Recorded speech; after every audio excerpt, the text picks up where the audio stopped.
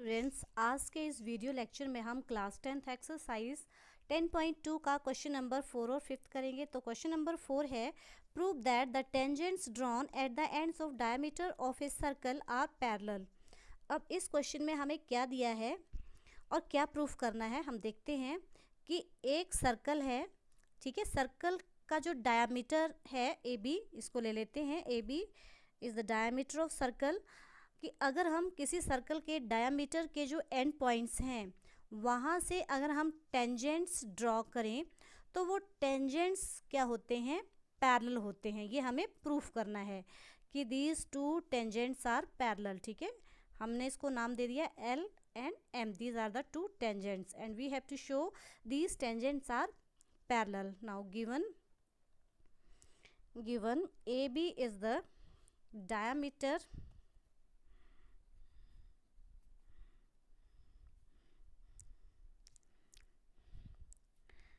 AB is the diameter of circle with center O and L and M are the tangents to the circle, tangent to the circle at points A and B respectively. We have to given L and M are the tangents to the circle at points A and B respectively. To prove, हमें क्या proof करना है?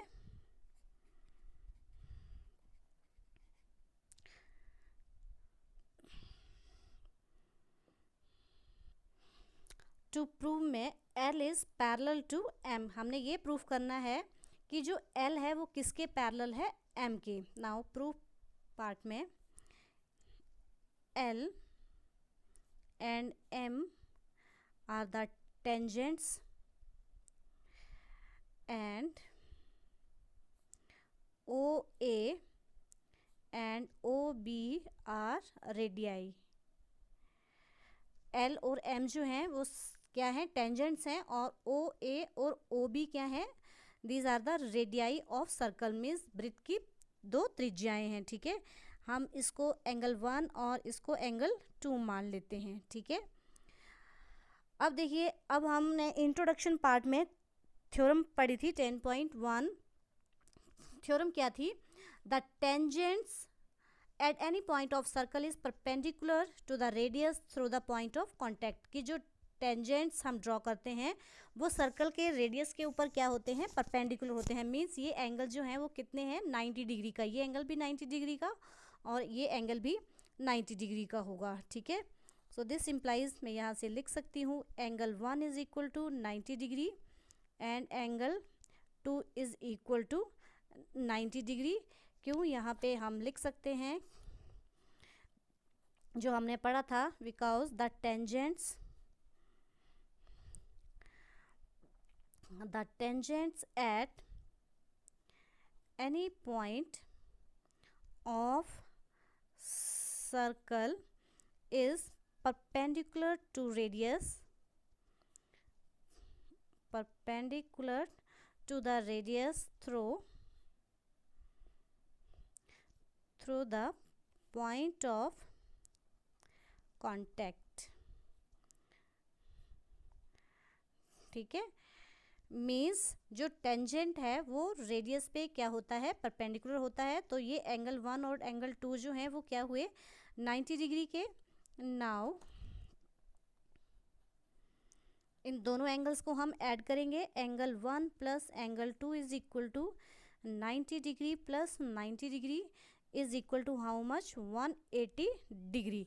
अब इन दोनों angles का सम जो है वो हमने कितना प्रूफ कर दिया, 180 डिग्री। अब देखिए ये कौन से दो एंगल्स हैं, these are the sum of interior angles on the same side of transversal, ठीक है। अब ये जो एंगल्स हैं वो ट्रांसवर्सल लाइन के एक ही ओर के अंदर के एंगल हैं और इनका जो सम है वो हमने प्रूफ कर दिया कि ये 180 डिग्री है।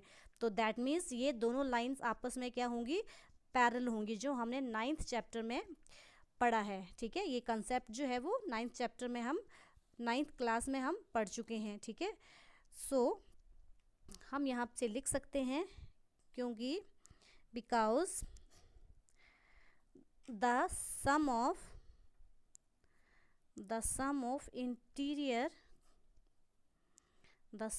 interior angles on the same side of transversal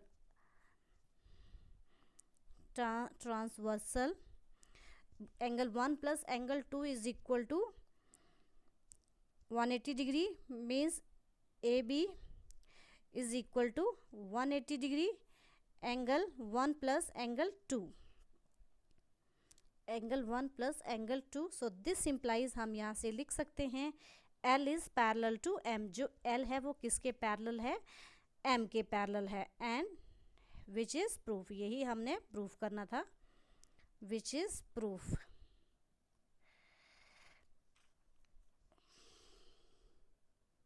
Number 5, prove that perpendicular at point of contact to the tangent to a given circle passes through the center. अब इस क्वेश्चन में हमें क्या गिवन दिया है और हमने क्या प्रूफ करना है, आइए देखते हैं।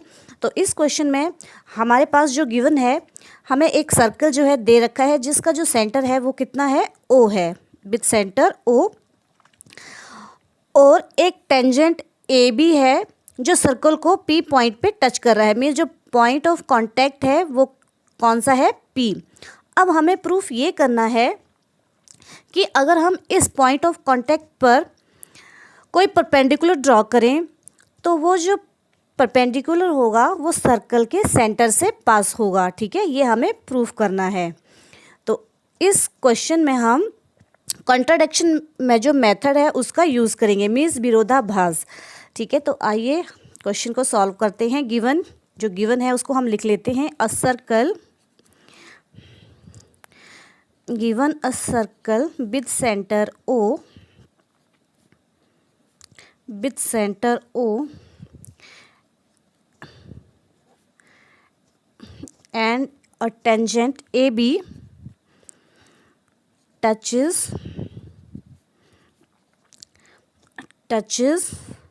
at point P, और जो टेंजेंट है वो सर्कल को P पॉइंट के ऊपर टच कर रहा है। अब टू प्रूव में जैसे मैं आपको बता चुकी हूँ कि हमने क्या प्रूव करना है कि ये जो हमारा टेंजेंट है, टेंजेंट का जो सर्कल और टेंजेंट का जो पॉइंट ऑफ कांटेक्ट है, इस पे अगर कोई हम परपेंडिकुलर ड्रॉ करते हैं तो वो सर्कल के सेंटर से पास होगा। ठीक है, so to prove perpendicular on AB at point P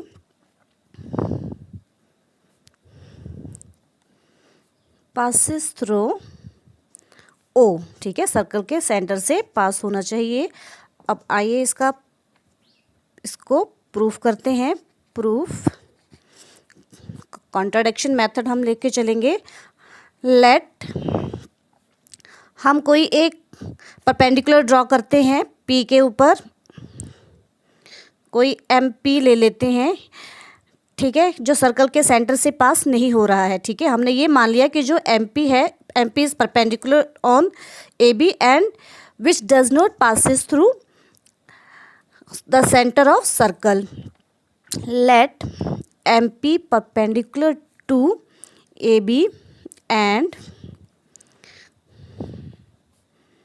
does not passes through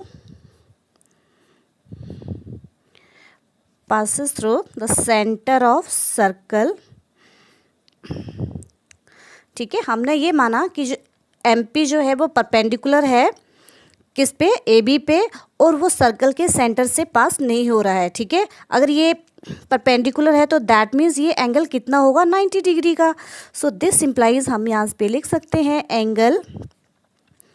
M P B is equal to how much 90 degree, क्योंकि ये परपेंडिकुलर है, ठीक है। इसको हम नंबर 1 दे देते हैं। अब हम क्या करेंगे, ज्वाइन ओ और पी को ज्वाइन करेंगे। नाउ ज्वाइन ओ पी, हमने क्या किया, ओ और पी को ज्वाइन कर दिया, ठीक है। ये जो पॉइंट है, अब हमें ये पता है, जो हमने फर्स्ट पार्ट में, इंट्रोडक्शन पार्ट में जो 10.1 थ्योरम पढ़ी थी, वो क्या है कि अगर हम, जो टेंजेंट होता है वो रेडियस के ऊपर क्या होता है, परपेंडिकुलर होता है, ठीक है। तो दैट मीन्स ये एंगल भी कितना होगा, 90 डिग्री का बाय थ्योरम से, ठीक है। दैट मीन्स अब ये एंगल पूरा भी कितना है, मीन्स ओ पी बी भी कितना है, 90 डिग्री का। हम इसका रीजनिंग लिखेंगे। So O P is perpendicular on A B, so this implies angle O P B is equal to how much, 90 degree, और इसको हम नंबर 2 दे देते हैं। अब ये 90 डिग्री कैसे हुआ, हम इसका रीजनिंग लिखेंगे। बिकॉज द टेंजेंट, हम ये पढ़ के आए हैं इंट्रोडक्शन पार्ट में, because the tangent at any point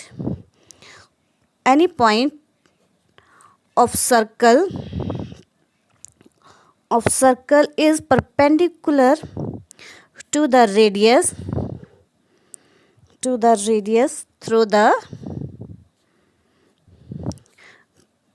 the point of contact।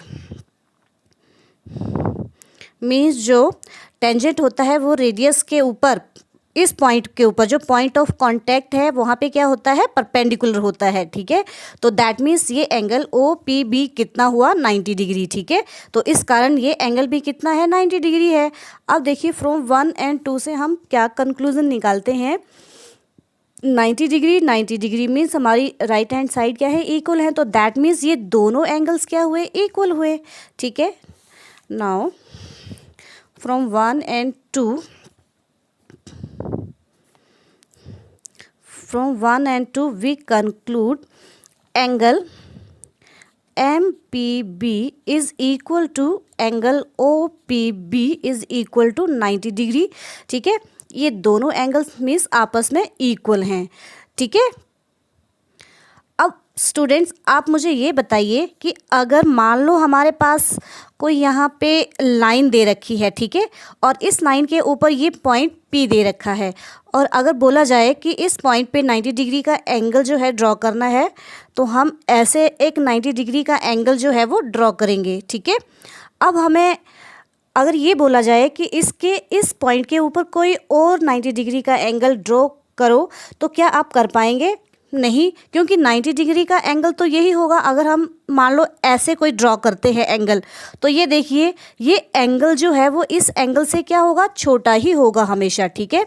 Means ये एंगल एक ही आएगा। तो यही जो कंडीशन है वो इस जो क्वेश्चन हमारे पास दिया है वहाँ भी अप्लाई हो रही है, ठीक है। तो दैट मीन्स जो MP है वो क्या है, इस OPB एंगल से छोटा है, ठीक है। मीन्स ये जो है 90 डिग्री का नहीं होगा, क्योंकि 90 डिग्री का एंगल जो है वो ये है, और यहाँ से अगर हम कोई और एंगल ड्रॉ करते हैं तो वो हमेशा ही लेस देन होगा 90 डिग्री से। तो दैट मीन्स, तो यहाँ से हम क्या कंक्लूजन निकालते हैं कि जो एंगल MPB है वो छोटा होगा किस एंगल से, एंगल OPB से, ठीक है, इज लेस देन MPB, जो एंगल है लेस देन है एंगल OPB से, ठीक है। So this implies angle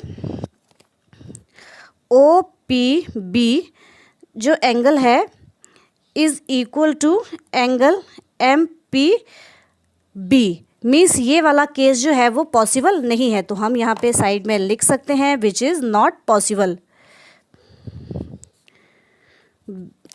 which is not possible, ये संभव नहीं होगा। क्यों, क्योंकि ये एंगल हमेशा ही छोटा होगा, ठीक है। अगर हम कोई और एंगल ड्रॉ करते हैं यहाँ से, ठीक है, मीन्स परपेंडिकुलर हमारा एक ही आएगा, और बाकी कोई अगर हम लाइंस ड्रॉ करते हैं एंगल तो वो हमेशा 90 डिग्री से छोटे होंगे, ठीक है।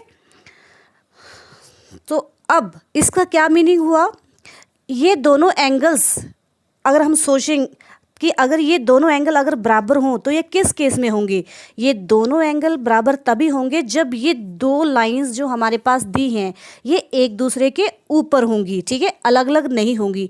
मीन्स एमपी जो है वो किसके ऊपर आएगी, ओपी आएगी, ठीक है। तो हम यहाँ पे लिख सकते हैं it is only possible, it is only possible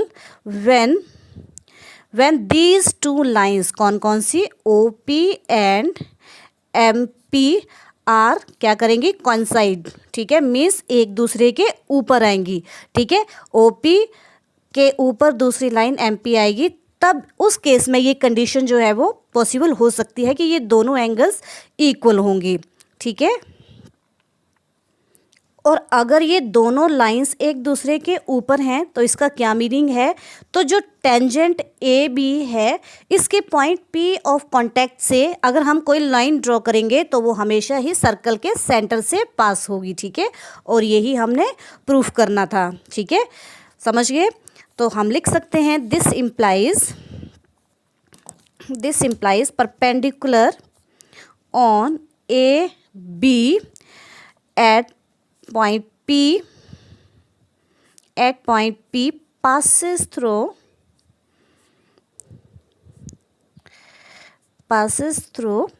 the center of circle, ठीक है। जब ये दोनों लाइन एक दूसरे के ऊपर होंगी, ठीक है, जिस केस में, तो वो टेंजेंट ए बी है जो उसका पॉइंट ऑफ पी है, कांटेक्ट है, वहाँ से अगर हम कोई लाइन ड्रॉ करें तो वो हमेशा ही सर्कल के सेंटर से ही पास होगी। So this is the complete proof, which is proof, यही हमने प्रूफ करना था, विच इज़ प्रूफ। तो this is the complete solution of question number 5। Thank you students.